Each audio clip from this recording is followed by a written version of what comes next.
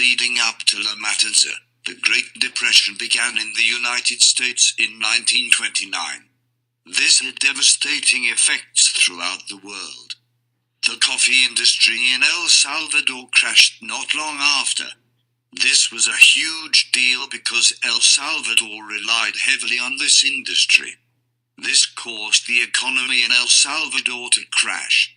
After the crash, tensions increased between the rich and the poor. Later in 1931, a military coup gained power in El Salvador. Not long after, Agustin Faribundo and many indigenous people rebelled. The government retaliated by killing anyone in indigenous clothing. This happened in 1932 and is referred to as La Matanza. Even if they thought you had anything to do with the rebellion, they shot you. Entire villages of people were killed.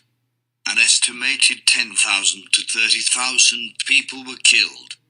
This is important because of the aspect of cultural erasure.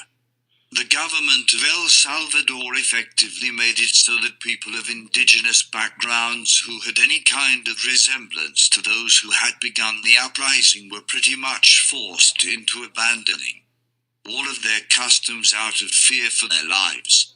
These customs have since been all but forgotten, whether it is the aspects of cultural dress or the original language in the region.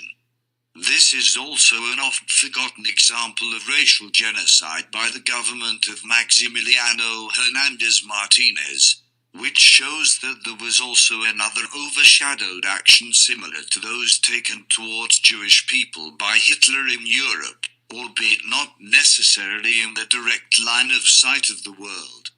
This dictatorship refuses to acknowledge that more than 2,000 people were killed by the regime, but better estimates guess that at least 5 times this number was closer to being correct. Furthermore, the slaughter of the thousands of innocent people in this time can be connected to similar actions taken by other Latin American governments to quell rebellions through deadly means.